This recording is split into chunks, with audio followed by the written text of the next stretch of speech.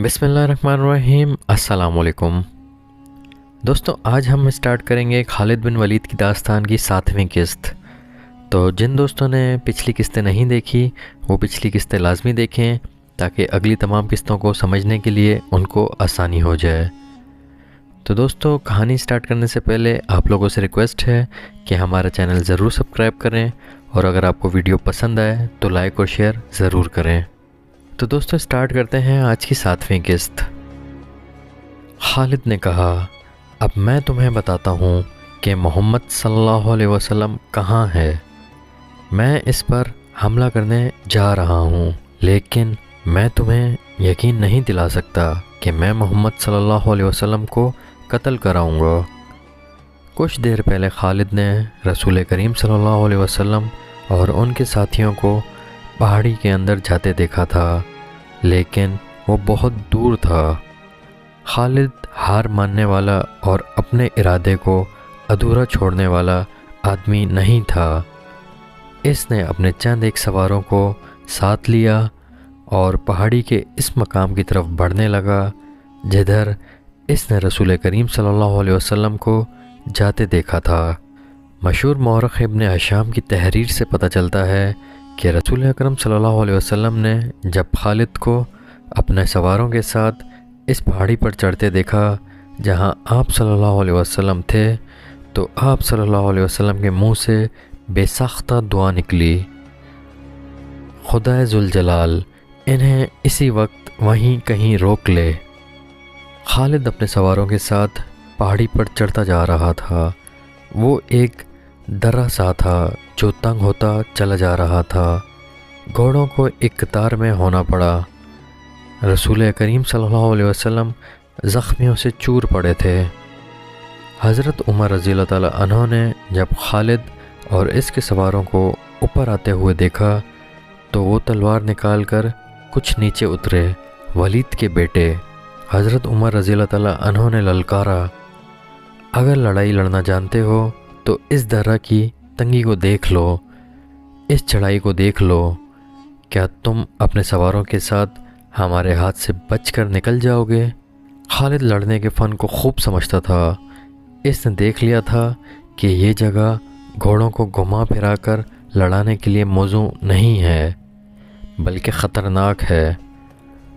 खालिद ने खामोशी से अपना घोड़ा घुमाया और अपने सवारों के साथ वहाँ से नीचे उतर आया। जंग ओहद ख़त्म हो चुकी थी। कुरैश इस लिहाज से बरतरी का दावा कर सकते थे कि उन्होंने मुसलमानों को ज़्यादा नुकसान पहुंचाया, लेकिन ये जंग हार जीत के बग़ैर ख़त्म हो गई थी। लेकिन ये हमारी शिकस्त थी। खालिद को जैसे अपनी आवाज़ सुनाई दी। मुसलमानों की नफरी 700 थी और हम 3000 थे। हमारे पास 200 घोड़े थे।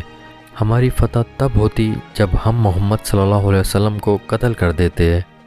खालिद ने अपने आप में झंझनाहट महसूस की। इस पर ऐसी कैफियत तारी हो गई कि इसके दांत बजने लगे। इसे जंग का आखिरी मंज़र याद आने लगा था। उसने इस भयानक याद को जहन से निकालने के लिए सर को झटका दिया, लेकिन मक्खियों की तरह ये याद इसके इर्द गिर्द भिनभिनाती रही। इसे अपने आप में शर्म सी महसूस होने लगी। जंगजू यूँ नहीं किया करते। खालिद जब हज़रत उमर रज़ी अल्लाह ताला अन्हु की ललकार पर वापस आ रहा था तो इस बुलंदी से इसकी नज़र मैदान जंग पर पड़ी।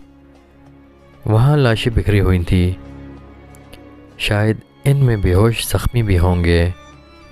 लाशों और ज़ख्मियों को उठाने के लिए ना अभी मुसलमान आगे बढ़े थे ना अहले कुरैश। खालिद को अबू सुफियान की बीवी हिंद नज़र आई। वो हाथ में खंजर लिए हुए दौड़ी चली आ रही थी। इसके इशारे पर कुरैश की वो औरतें जो कुरैश के लश्कर के साथ आई थीं, इसके पीछे पीछे दौड़ी आईं।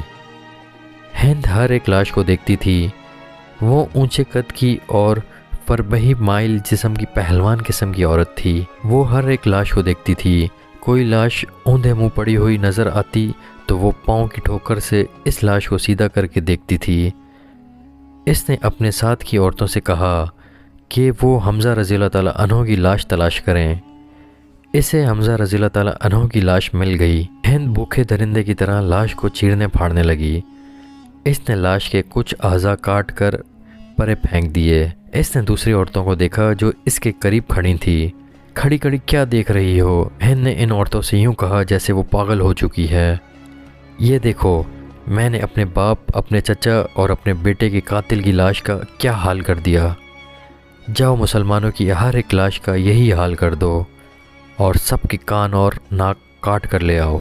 अब वो औरतें मुसलमानों की लाशों को चीरने फाड़ने के लिए वहाँ से हट गईं तो हिंद ने खंजर से हमज़ा रज़ी अल्लाह ताला अन्हो का पेट चाक कर इसके अंदर हाथ डाला। इसका हाथ बाहर आया तो इसमें हमज़ा रज़ी अल्लाह ताला अन्हो का कलेजा था जो हिंद ने खंजर से काट लिया। इसने इसी पर इक्तफ़ा ना किया। हमज़ा रज़ी अल्लाह ताला अन्हो के कलेजे का एक टुकड़ा काट कर इसने अपने मुंह में डाल लिया और बुरी तरह इसे चबाने लगी। लेकिन थोड़ी देर बाद इसने कलेजे के इस टुकड़े को उगल दिया। खालिद को दूर अबू सुफियान खड़ा नज़र आया। हिंद की इस वहशियाना हरकत ने खालिद का मज़ा किरकिरा कर दिया था। वो जंगजू था। वो सिर्फ़ आमने सामने आकर लड़ने वाला आदमी था। अपने दुश्मन की लाशों के साथ ये सलूक ना सिर्फ ये कि इसे पसंद ना आया बल्कि इसने नफ़रत की निगाह से देखा। अबू सुफियान को देखकर खालिद ने अपने घोड़े को ईंट लगाई और अबू सुफियान के पास जाकर घोड़ा रोका। अबू सुफियान, खालिद ने गुस्से और हकारत के मिले जुले लहजे में कहा, क्या तुम अपनी बीवी और इन औरतों की इस वहशियाना हरकत को पसंद कर रहे हो?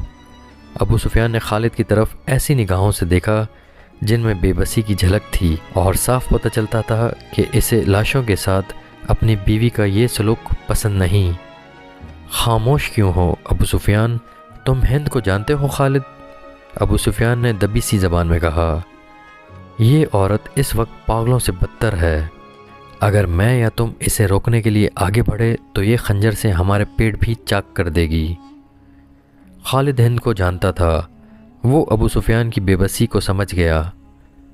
अबू सुफियान ने सर झुकाया, घोड़े की लगाम को झटका दिया और मुंह फेर कर दूसरी तरफ चल पड़ा।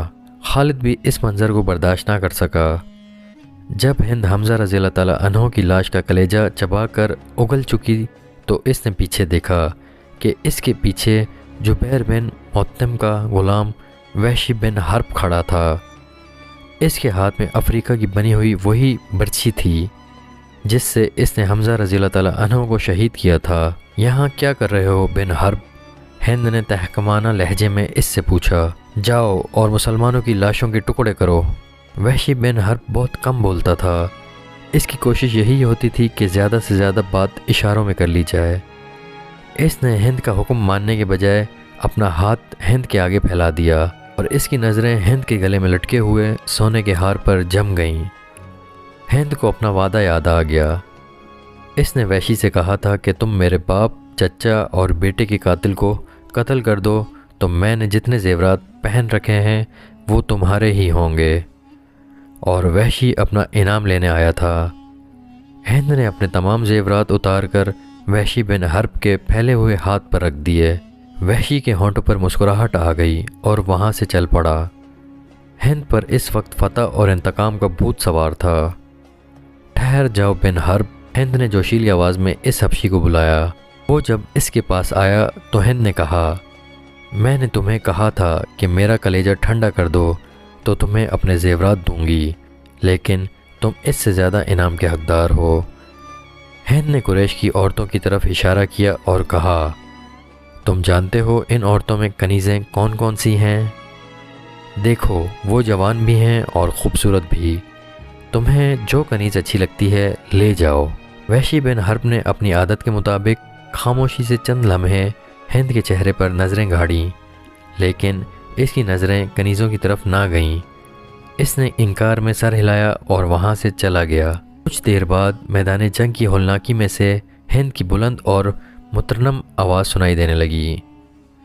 मौरख इब्न हिशाम के मुताबिक इसने तरन्नुम से जो नगमा गाया, इसके अल्फाज कुछ इस तरह थे, हमने बदर के मार्के का हिसाब बराबर कर लिया है। एक खूनरेज़ मार्के के बदले हमने एक खूनरेज़ मार्का लड़ लिया है। उतबा का गम मेरी बर्दाश्त से बाहर था। उतबा मेरा बाप था। मुझे चचा का भी गम था, अपने बेटे का भी गम था। अब मेरा सीना ठंडा हो गया है। میں نے اپنی قسم پوری کر لی ہے۔ وحشی نے میرے دل کے درد کا مداوا کر دیا ہے۔ میں عمر بھر وحشی کی احسان مند رہوں گی، اس وقت تک جب تک میری ہڈیاں قبر کی مٹی میں مل کر مٹی نہیں ہو جاتی۔ ابو سفیان اس بھیانک منظر کو برداشت نہ کر سکا تھا۔ وہ پہلے ہی منہ پھیر کر جا چکا تھا۔ اس نے اپنے 2 ساتھیوں سے کہا کہ اسے یقین نہیں آ رہا کہ محمد صلی اللہ علیہ وسلم زندہ ہیں۔ خالد نے دور سے کسی اور کو دیکھ کر سمجھ لیا ہوگا کہ وہ محمد صلی اللہ علیہ وسلم ہیں۔ کسی نے ابو سفیان سے کہا۔ ابو سفیان یہ کہہ کر کہ وہ خود اپنی آنکھوں سے دیکھ کر آتا ہے، اس درے کی طرف چلا گیا جہاں سے خالد اپنے سواروں کو واپس لایا تھا۔ وہ ایسی جگہ جا کر کھڑا ہوا جہاں سے اسے مسلمان بیٹھے ہوئے نظر آ رہے تھے۔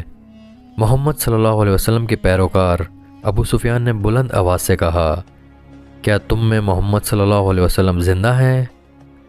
رسول کریم صلی اللہ علیہ وسلم نے آواز سنی تو اپنے ارد گرد بیٹھے ہوئے مسلمانوں کو اشارہ کیا کہ وہ خاموش رہیں۔ ابو سفیان نے اپنا سوال اور زیادہ بلند آواز سے دہرایا۔ اب بھی اسے کوئی جواب نہ ملا۔ ابو بکر، تم میں زندہ موجود ہیں؟ ابو سفیان نے بلند آواز سے پوچھا۔ اب بھی اسے کوئی جواب نہ ملا۔ 3 بار پوچھنے کے باوجود بھی مسلمان خاموش رہے۔ کیا عمر زندہ ہے؟ ابو سفیان نے پوچھا۔ اب کے بھی مسلمانوں نے خاموشی اختیار کیے رکھی۔ ابو سفیان نے گھوڑے کو دوڑایا۔ اس نے نیچے دیکھا کہ قریش کے بہت سے آدمی رسول اکرم صلی اللہ علیہ وسلم کے متعلق صحیح خبر سننے کو بیتاب کھڑے تھے۔ اے اہل قریش، ابو سفیان نے چلا کر اعلان کیا، محمد صلی اللہ علیہ وسلم مر چکا ہے۔ ابو بکر و عمر بھی زندہ نہیں ہیں۔ اب مسلمان تمہارے سائے سے بھی ڈریں گے۔ خوشیاں مناؤ، ناچو۔ اہل قریش ناچنے اور ہلڑ مچانے لگے، لیکن گرجتی ہوئی ایک آواز نے انہیں خاموش کر دیا۔ اے خدا کے دشمن! درے کی بلندی سے حضرت عمر رضی اللہ تعالیٰ عنہ کی آواز گونجی، اتنا جھوٹ نہ بول، وہ تینوں زندہ ہیں جن کے نام لے کے تو انہیں مردہ کہہ رہا ہے۔ اپنے قبیلے کو دھوکہ مت دے، تجھے تیرے گناہوں کی سزا دینے کے لیے ہم سب زندہ ہیں۔ ابو سفیان نے طنزیہ کہکا لگایا اور بلند آواز سے بولا، ابن الخطاب، تیرا خدا تجھے ہم سے محفوظ رکھے، کیا تو اب بھی ہمیں سزا دینے کی بات کر رہا ہے؟ کیا تو یقین سے کہتا ہے کہ محمد صلی اللہ علیہ وسلم زندہ ہیں؟ اللہ کی قسم، ہمارے نبی صلی اللہ علیہ وسلم زندہ ہیں۔ حضرت عمر رضی اللہ تعالیٰ عنہ کی آواز جواب میں گرجی، اللہ کے رسول صلی اللہ علیہ وسلم تمہارا ایک ایک لفظ سن رہے ہیں۔ عربوں میں رواج تھا کہ ایک معرکہ ختم ہونے کے بعد دونوں فریقوں کے سردار یا سالار ایک دوسرے پر تانوں اور بھپتیوں کے تیر برسایا کرتے تھے۔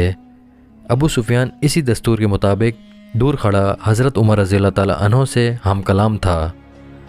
تم ہبل اور عزا کی عظمت کو نہیں جانتے، ابو سفیان نے کہا۔ حضرت عمر رضی اللہ تعالیٰ عنہ نے رسول اکرم صلی اللہ علیہ وسلم کی طرف دیکھا۔ آپ صلی اللہ علیہ وسلم اونچا بول نہیں سکتے تھے۔ آپ صلی اللہ علیہ وسلم نے حضرت عمر رضی اللہ تعالیٰ عنہ کو بتایا کہ وہ ابو سفیان کو کیا جواب دیں۔ او باطل کے پجاری! حضرت عمر رضی اللہ تعالیٰ عنہ نے بلند آواز سے کہا، اللہ کی عظمت کو پہچان جو سب سے بڑا اور سب سے زیادہ طاقت والا ہے۔ ہمارے پاس ہبل جیسا دیوتا اور عزا جیسی دیوی ہے، ابو سفیان نے کہا۔ کیا تمہارے پاس کوئی ایسا دیوتا یا دیوی ہے؟ رسول کریم صلی اللہ علیہ وسلم نے حضرت عمر رضی اللہ تعالیٰ عنہ کی زبان سے کہلوایا، ہمارے پاس اللہ ہے۔ جو حضرت عمر رضی اللہ تعالیٰ عنہ نے بلند آواز سے کہا، تمہارا خدا کوئی نہیں، جنگ کا فیصلہ ہو چکا تھا، ابو سفیان نے کہا۔ تم نے بدر میں فتح پائی تھی، ہم نے اس پہاڑی کے دامن میں تم سے انتقام لے لیا۔ اگلے سال ہم تمہیں بدر کے میدان میں ہی مقابلے کے لیے للکاریں گے انشاءاللہ۔ حضرت عمر رضی اللہ تعالیٰ عنہ نے رسول اللہ صلی اللہ علیہ وسلم کے الفاظ بلند آواز سے دہرائے، اب تمہارے ساتھ ہماری ملاقات بدر کے میدان میں ہوگی۔ ابو سفیان نے گھوڑا موڑا، گھوڑا 2 قدم ہی چلا ہوگا کہ اس نے گھوڑے کو روک دیا۔ اے عمر، ابو بکر اور محمد صلی اللہ علیہ وسلم، ابو سفیان نے اب کے ذرا ٹھہری ہوئی آواز میں کہا، تم جب میدان سے اپنی لاشیں اٹھاؤ گے تو تمہیں کچھ ایسی لاشیں بھی ملیں گی جن کے اعضاء کٹے ہوئے ہوں گے اور انہیں چیر پھاڑا گیا ہوگا۔ خدا کی قسم، میں نے کسی کو ایسا کرنے کا حکم نہیں دیا تھا، اور میں نے تمہاری لاشوں کے ساتھ یہ سلوک بالکل بھی پسند نہیں کیا۔ اگر اس کا الزام مجھ پر عائد کرو گے تو میں اسے اپنی توہین سمجھوں گا۔ ابو سفیان نے گھوڑا موڑا اور گھوڑے کو اینٹ لگا دی۔ چلتے چلتے خالد کے گھوڑے نے اپنے آپ ہی رخ بدل لیا۔ خالد نے گھوڑے کو نہ روکا، وہ سمجھ گیا کہ گھوڑے نے پانی کی مشک پا لی ہے۔ کچھ دور جا کر گھوڑا نیچے اترنے لگا۔ خالد کو یہ مقام یاد آ گیا۔ جنگ احد کے بعد واپسی پر قریش نے کچھ دیر یہاں پر قیام کیا تھا۔ نیچے پانی کا خاصا ذخیرہ موجود تھا۔ گھوڑا پانی کی طرف جا کر رکا۔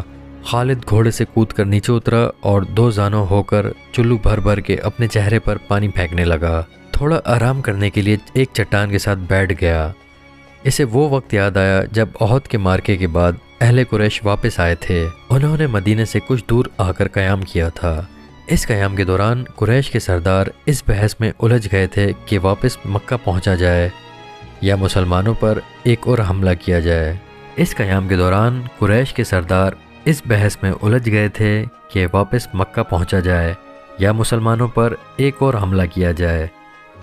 صفوان بن امیہ نے کہا تھا، ہم شکست کھا کر نہیں آئے۔ اگر تم یہ سمجھتے ہو کہ مسلمانوں کی حالت بہت بری ہے تو اپنی حالت دیکھو، ہماری حالت بھی اچھی نہیں ہے۔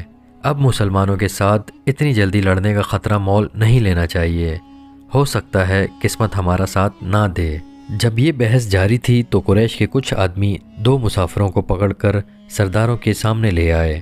انہیں بتایا گیا کہ یہ دونوں آدمی جو اپنے آپ کو مسافر کہتے ہیں ہمارے خیموں کے ارد گرد گھوم پھر رہے تھے، اور ہمارے 4-5 آدمیوں سے انہوں نے پوچھا کہ تم لوگ کہاں جا رہے ہو۔ ان دونوں نے ابو سفیان اور دوسرے سرداروں کے سامنے بھی یہی بیان دیے کہ وہ مسافر ہیں، اور کسی جگہ کا نام لے کر کہا کہ وہ ادھر جا رہے ہیں۔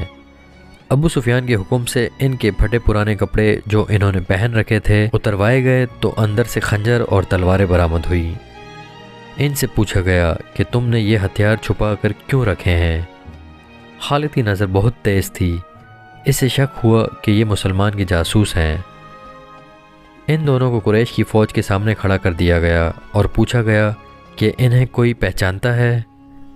2-3 آوازیں آئیں کہ ہم انہیں پہچانتے ہیں، یہ یثرب مدینہ کے رہنے والے ہیں۔ اس ایک کو میں اچھی طرح جانتا ہوں، قریش کے آدمی نے اٹھ کر کہا، اسے میں نے اپنے خلاف لڑتے ہوئے دیکھا تھا۔ تم اپنی زبان سے کہہ دو کہ تم محمد کے جاسوس ہو۔ ابو سفیان نے ان دونوں سے کہا، اور جاؤ میں تمہاری جان بخش دیتا ہوں۔ دونوں میں سے ایک نے اعتراف کر لیا۔ جاؤ، ابو سفیان نے کہا، ہم نے تمہیں معاف کیا۔ دونوں جو واقعی مسلمانوں کے بھیجے ہوئے جاسوس تھے اور قریش کے عزائم معلوم کرنے آئے تھے، ہنسی خوشی اپنے اونٹوں کی طرف چل پڑے۔ ابو سفیان کے اشارے پر کئی تیر اندازوں نے کمانوں میں تیر ڈالے اور پیچھے سے ان دونوں مسلمانوں پر چلا دیے۔ دونوں کئی تیر اپنے جسم میں لے کر گرے، پھر اٹھ نہ سکے۔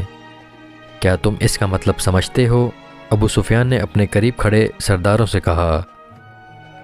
جاسوس بھیجنے کا مطلب یہ ہے کہ مسلمان ہارے نہیں، وہ ابھی یا کچھ ہی عرصے بعد ہم پر حملہ کرنے کا ارادہ رکھتے ہیں۔ فوراً مکہ کو کوچ کرو اور اگلی جنگ کی تیاری کرو۔ اگلے روز رسول اکرم صلی اللہ علیہ وسلم کو کسی نے آ کر بتایا کہ اہل قریش نے جہاں پڑاؤ کیا تھا وہاں اپنے دونوں جاسوسوں کی لاشیں پڑی ہوئی ہیں اور اہل قریش مکہ کو روانہ ہو گئے ہیں۔